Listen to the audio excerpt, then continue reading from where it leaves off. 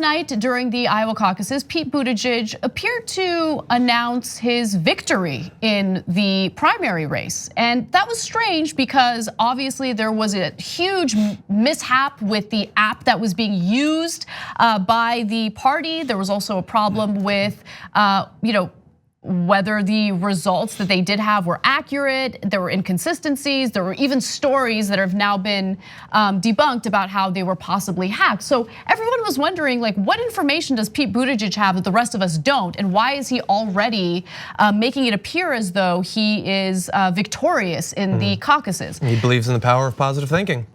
Yeah, well, look, I want to show you guys a little bit of what he had to say. And then I'll give you some of the results that we did get today. They're not the full results. We only have 62% of the precincts reporting. But here's what he said last night before there were 0% of the precincts reported. Tonight, an improbable hope became an undeniable reality.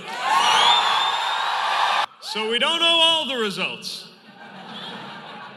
But we know by the time it's all said and done, Iowa, you have shocked the nation.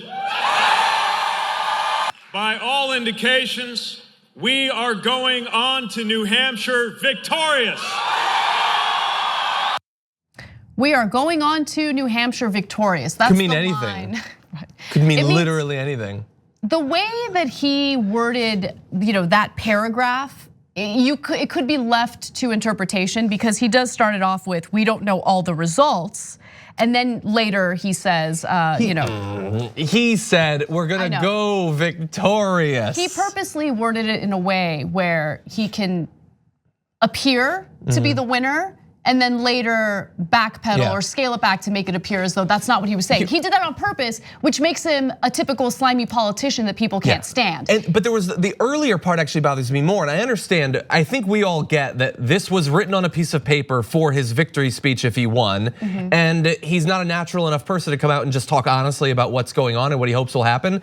Instead, he just reads that speech. He said one line that was not just like, kind of ambiguous, it was exactly wrong. He said an improbable hope has become an undeniable reality. Right. We literally don't know what the reality is yet. And so if you just come up with a hypothesis, I can deny it because we don't know yet.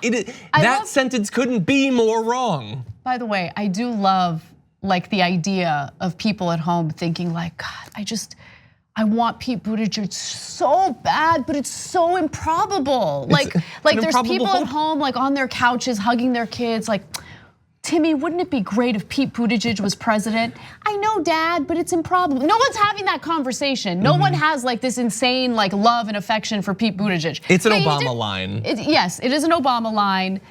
Pete Buttigieg did well in Iowa because he spent a lot of time and a lot of money in Iowa. And mind you, senators, including Senator Sanders, Warren, Klobuchar, they had to spend a lot of time in DC specifically for the impeachment trial. So he had a little bit of an advantage there too. But look, he did well based on what we know so far in Iowa. We don't have the full results though. He didn't have any results when he decided to give that speech. So there were a lot of people on social media who were frustrated by his attempts to kind of like hijack the race and make it seem like he was the victor here.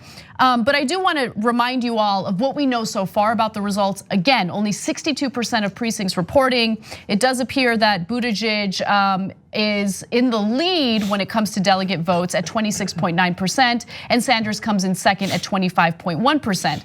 However, as it stands right now at this very moment, and the results can change because we only have 62% reporting, Sanders has the popular vote at 28,220. Buttigieg is at 27,030, okay? So it was risky for him to do what he did. And to be honest with you, even with the results that we have right now, I think it's still risky because I have a source. I would not be sharing this with you guys unless this is someone that I 100% trusted and found credible.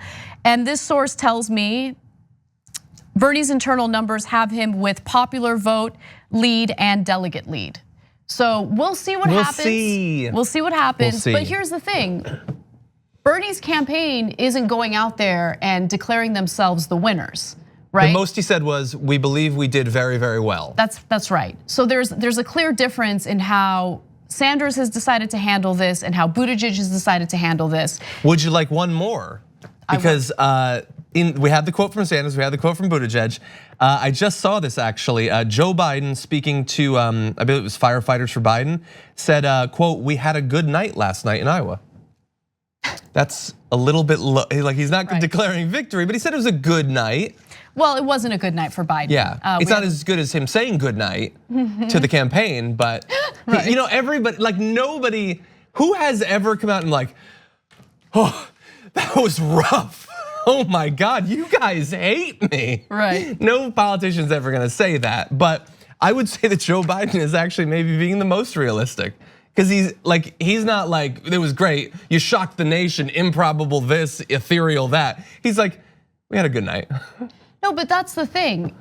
He can't, that's all he can do. Yeah. You have to make your supporters feel good, optimistic moving forward, but you also can't brag because you came in fourth, or it's very likely once all of the results are in that he's going to remain in fourth. Yes. So I think the way Biden handled it in terms of that statement is okay. It's okay. I didn't like the campaign freaking out and like pressuring or bullying the media and the Iowa Democrats to avoid releasing anything last night because they knew it was in the cards. They knew the results were going to be bad. Yeah. But I do want to show you one more video. Again, Buttigieg makes it appear as though he won. It's premature, and reporters want to know, like, yo, what's going on? Like, why? Do you think this is a good idea? He gets that question in the next clip.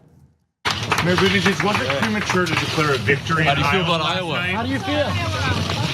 You said victorious last night. Do you think that's too early, or do you feel like your numbers are going well? So he ignores the question, probably for good reason. And then when he was on MSNBC, he was asked about it. And he did seem to kind of like backpedal a little bit. And so here's what he said. We were looking at the internal numbers that we had and beginning to realize that something extraordinary, I can't even handle reading his statement. Extraordinary had happened last night. Here you have a campaign that was really questioned when we got in for whether we even ought to be here, whether we belonged in this race. And to not only establish that, but to reach the position that we did was a clear victory for our campaign. That's actually not that bad. It's not that bad. Like what he's trying to say there is, look, people didn't think that we were gonna get much and we did better than anyone expected.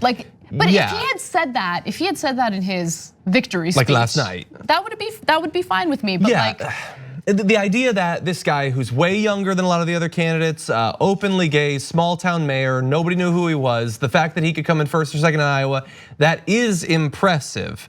And I think anyone in media needs to look at that and not just be like wowed by it and then move on, but actually think, so how did he do that? And I think that's probably that next step. I don't think Buttigieg actually wants that because nobody's gonna look back over the last year of his campaign and say that the way he did that was by inspiring the youths of America, a broad coalition, all that stuff. No, he pretty immediately rejected all the past comments he had on social media about progressive policies. He tried to go to all the richest donors in the country and say, look, Biden's gonna fall apart. You need to go for me. They gave him tons of money and he spent a ton of money exclusively in Iowa. It's not a difficult thing to figure out. Right. It is still impressive because he was a nobody and all that just a year ago, but the lessons that we can learn from that are fairly easy to figure out and don't necessarily reflect well on Pete Buttigieg or our current campaign finance system. Thanks for watching the Young Turks, really appreciate it. Another way to show support is through YouTube memberships. You'll get to interact with us more. There's live chat emojis, badges. You've got emojis of me, Anna, John, JR, so those are super fun. But you also get playback of our exclusive member-only shows and specials right after they air.